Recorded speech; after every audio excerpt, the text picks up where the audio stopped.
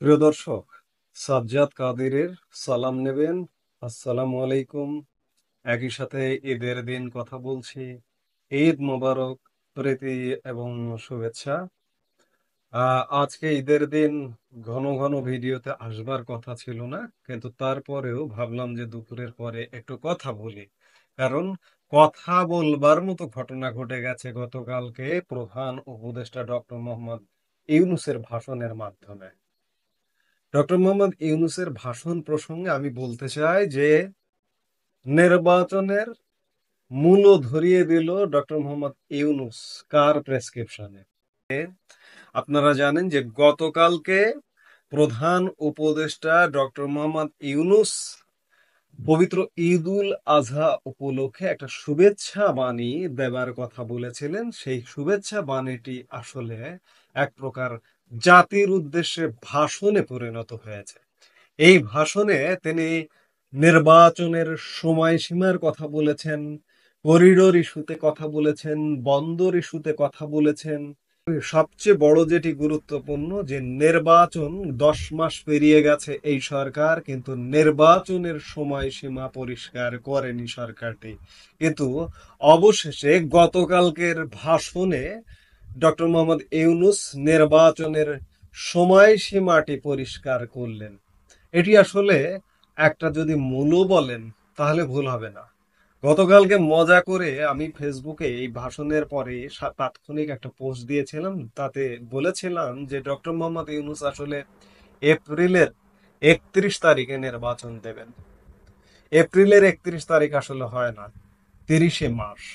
আবার কেউ কেউ বলছেন যে ডক্টর মোহাম্মদ ইউনূস ফেব্রুয়ারির 30 তারিখে নির্বাচন দিবেন। ফেব্রুয়ারি 28 মাস, লিপ ইয়ারে এটি 29 হয়।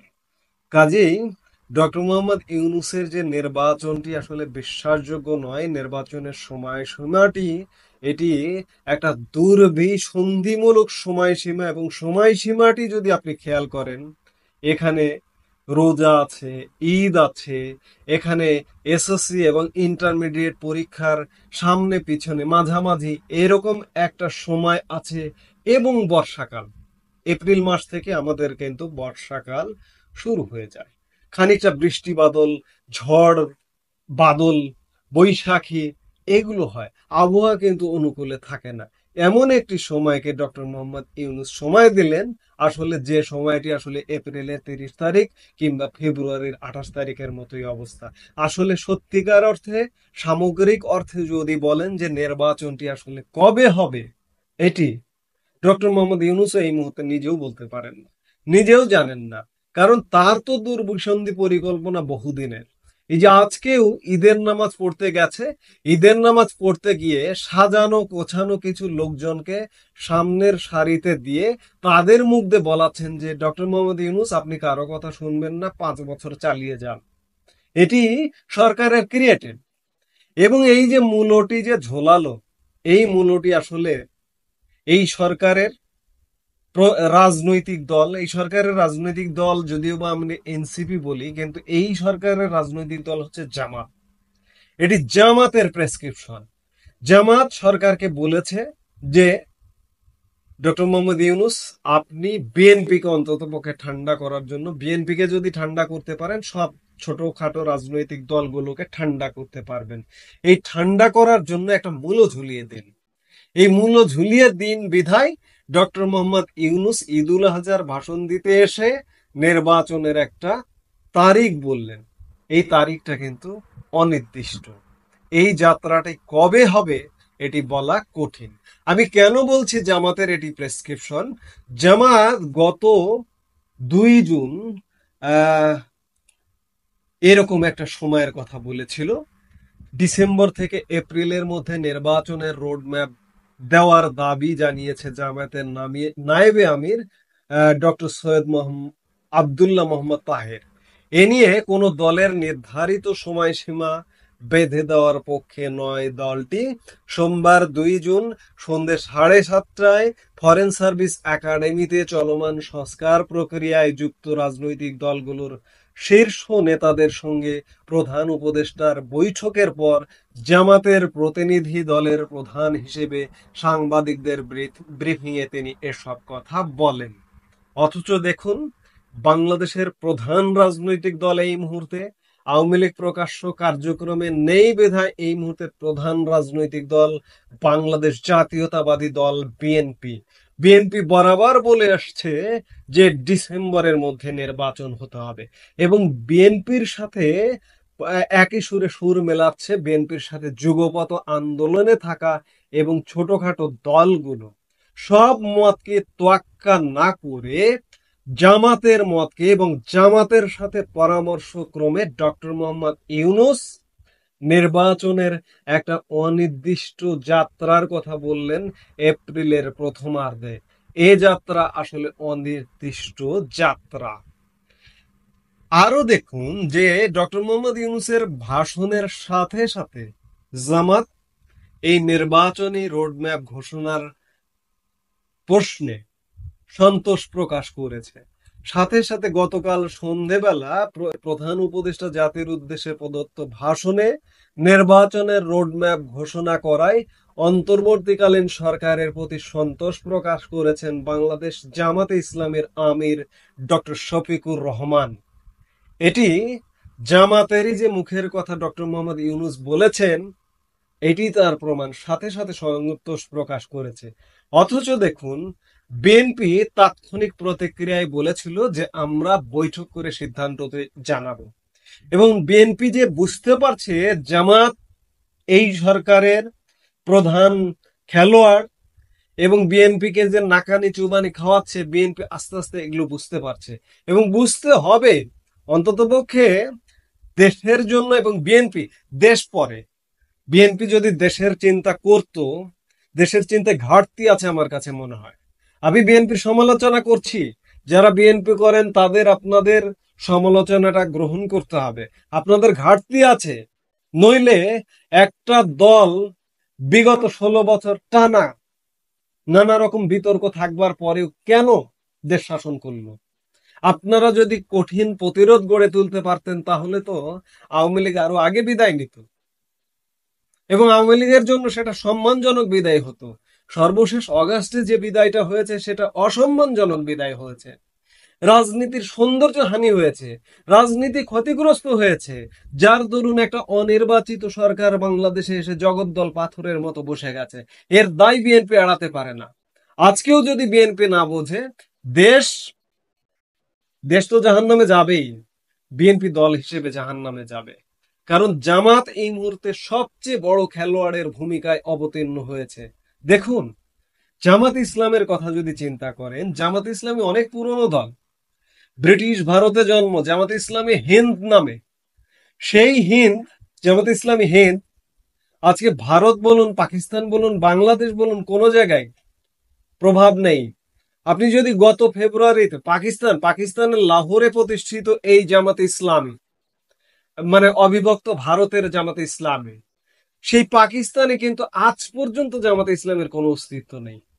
এই যে গত 24 ফেব্রুয়ারিতে পাকিস্তানের জাতীয় পরিষদ নির্বাচন হয়েছে, 266টি আসনের মধ্যে একটি আসনও জামাত ইসলামী পায়নি।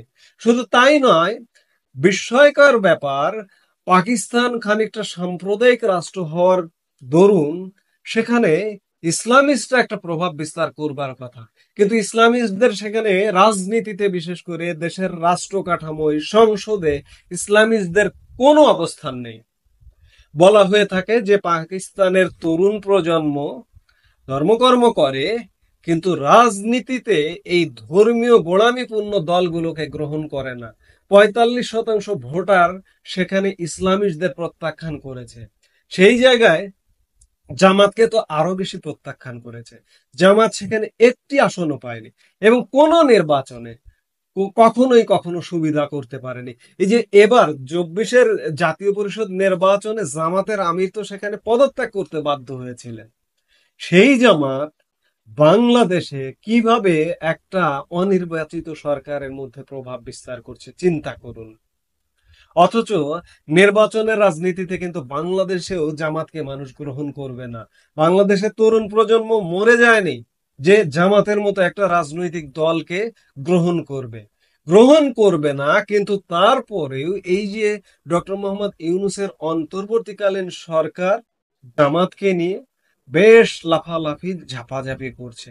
এবং অবস্থা দৃষ্টে মনে হয় বিএনপি তো দূরের কথা, জামাতকে এবং এই যে নতুন সমন্বয়কদের যে একটি রাজনৈতিক দল আছে, এটি জামাতেরই একটা বি বা সি টিম, বি টিম আছে।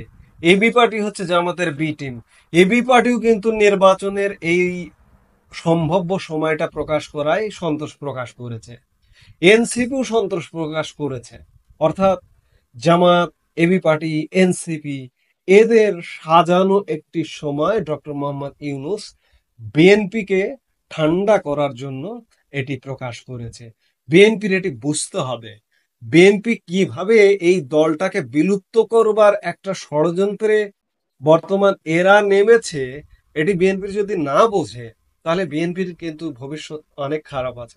তবে বিএনপি যে বুঝতে পারছে, গতকালকের অ্যাক্টিভিটিসে সেটি মনে হয়েছে। কারণ বিএনপি তাৎক্ষণিক কোনো প্রতিক্রিয়া দেয়নি এবং বলেছিল যে আমরা বৈঠক করে প্রতিক্রিয়া জানাবো।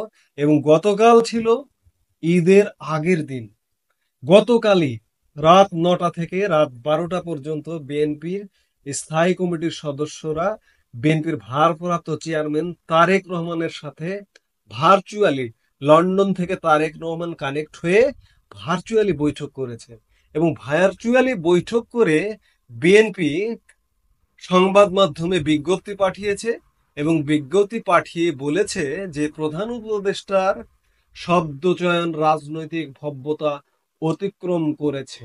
অর্থাৎ প্রধান উপদেষ্টা যে বিষয়গুলো নিয়ে কথা বলেছে সেটি নিয়ে বিএনপির বিজ্ঞপ্তিতে বলা হয়েছে, বিএনপির ভারপ্রাপ্ত চেয়ারম্যান তারেক রহমানের সভাপতিত্বে আজ রাতে অনুষ্ঠিত দলের জাতীয় স্থায়ী কমিটির সভায় আজ অপরাহ্নে প্রধান উপদেষ্টার জাতির উদ্দেশ্যে প্রদত্ত ভাষণ পর্যালোচনা করে সর্বসম্মতভাবে এই অভিমত ব্যক্ত করা হয়েছে যে পবিত্র ঈদুল আজহা উপলক্ষে প্রদত্ত তার বক্তব্য প্রসঙ্গকে অতিক্রম করে জাতির উদ্দেশ্যে দেয়া ভাষণে পরিণত হয়েছে। এই দীর্ঘ ভাষণে তিনি বন্দর, করিডোর ইত্যাদি এমন বিষয়ে অবতারণা করেছেন যা তার ভাষায় অন্তর্বর্তীকালীন সরকারের ৩টি ম্যান্ডেটের মধ্যে পড়ে না। ভাষণে তিনি শব্দচয়নে রাজনৈতিক ভব্যতার সীমা অতিক্রম করায় সভায় ক্ষোভ প্রকাশ করা হয়, বিএনপির স্থায়ী কমিটির সভায় ক্ষোভ প্রকাশ করা হয়। ডক্টর মোহাম্মদ ইউনূসের ৩টি ম্যান্ডেট কোনটা? সংস্কার, বিচার এবং নির্বাচন। কিন্তু ডক্টর মোহাম্মদ ইউনূস বন্দর নিয়ে কাজ করছেন, করিডোর নিয়ে কাজ করছেন। তিনি করিডোর নিয়ে বলেছেন করিডোর নাকি একটি সম্পূর্ণ মিথ্যে বিষয়। অথচ দেখুন যে ডক্টর ইউনূসেরই পররাষ্ট্র উপদেষ্টা মোহাম্মদ তৌহিদ হোসেন গত ২৮ এপ্রিল গণমাধ্যমের সামনে বলেছিলেন রাখাইনে মানবিক করিডোর দেওয়ার নীতিগত সিদ্ধান্ত বাংলাদেশের। তাহলে কে মিথ্যা বলছেন, ডক্টর মোহাম্মদ ইউনূস নাকি তৌহিদ হোসেন? তৌহিদ হোসেন যদি মিথ্যা বলেন, আপনি তাকে বিদায় করে দিন। আপনি যদি সত্য বলেন আর আপনি যদি মিথ্যা বলেন ডক্টর ইউনূস, তাহলে আপনি বিদায় হন। বাংলাদেশের মানুষের সাথে নির্বাচন ছাড়া, ম্যান্ডেট ছাড়া এই যে লীলা খেলা শুরু করেছেন, এগুলো কিন্তু ভালো হবে না। এবং বন্দর নিয়েও বলেছেন যে বন্দর কারো হাতে উঠিয়ে দেওয়া হচ্ছে না, বিদেশিদের হাতে পরিচালনার দায়িত্ব দেওয়া হচ্ছে। আমার একটি লাভজনক বন্দর আমি কেন বিদেশিদের পরিচালনা করতে দেব? আমার দেশের অপারেটর যদি পরিচালনা করতে পারে, আমি নিজে যদি পরিচালনা করতে পারি, আমি কেন বিদেশিদের হাতে উঠিয়ে দেব? অর্থাৎ ডক্টর মোহাম্মদ ইউনূস একটা ইসলামিস্ট, ইসলামের নামে পরিচালিত দল, সেই দলের খপ্পরে পড়ে বাকি বাংলাদেশকে এক প্রকার পেছনে ফেলে দিচ্ছে, পেছনে ফেলে সামনে এগিয়ে যাবার চেষ্টা করছে। দেখুন, জামাত আসলে, আমি বললাম যে ভারতে, পাকিস্তানে জামাতের কোনো অবস্থান নেই। জামাত আগামী দিনে বাংলাদেশের রাষ্ট্র ক্ষমতায় আসতে চাইছে। এই যে এনসিপি, সমন্বয়কদের রাজনৈতিক দল, মানে জামাতেরই সেটি একটা সি টিম, এবি পার্টি জামাতের বি টিম, জামাত, তারা ক্ষমতায় আসতে চাইছে। অথচ ভোটের মাঠে যাক জামাত, ভোটের মাঠে পাকিস্তানের পরিণতি জামাতের হবে। জামাত আসন পাবে কিনা, কিংবা 2-4-5টি আসন পেলেও অন্ততপক্ষে সরকার গঠন করবার মতো ক্ষমতা জামাতের নেই। অথচ ডক্টর মোহাম্মদ ইউনূসকে নিয়ে জামাত লীলা খেলা খেলছে। এই লীলা খেলার জন্য আমি সর্বাগ্রে বলবো বিএনপি, প্রধান রাজনৈতিক দল বিএনপি, বিএনপির সারা বাংলাদেশে কর্মী বাহিনী আছে, জনসমর্থন আছে, বিতর্কিত কর্মকাণ্ড আছে।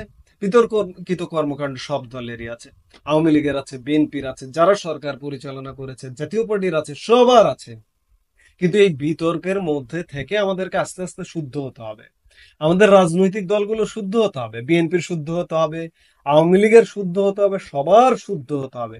কিন্তু তাই বলে একটি সাম্প্রদায়িক গোষ্ঠী আমার এখানে জগদ্দল পাথরের উপর মতো বসে যাক, কিংবা আমার মুক্তিযুদ্ধ, আমার স্বাধীনতা, আমার সার্বভৌমত্ব নিয়ে টানা হেঁচড়া করুক, আমার মানচিত্র নিয়ে কাটাছেঁড়া করুক, আমার জাতীয় সঙ্গীত নিয়ে কাটাছেঁড়া করুক, আমার পতাকার রং নিয়ে কাটাছেঁড়া করুক, এটি তো আমরা হতে দিতে পারি না।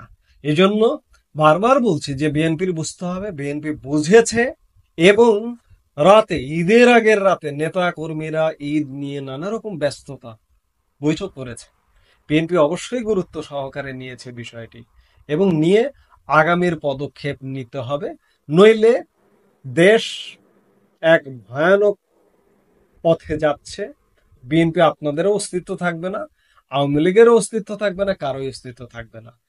বাংলাদেশ এক সাম্প্রদায়িক শক্তির হাতে চলে যাবে। এই চলে যাওয়া থেকে সবাই মিলে বাংলাদেশকে রক্ষা করতে হবে। এই মুহূর্তে এ পর্যন্তই। সবাই ভালো থাকুন, সুস্থ থাকুন। আমাদের ভিডিওগুলো নিয়মিত পেতে সাবস্ক্রাইব করুন Sajjad Kadir and the legends YouTube channel, এবং লাইক, কমেন্ট, শেয়ার করে সাথে থাকুন।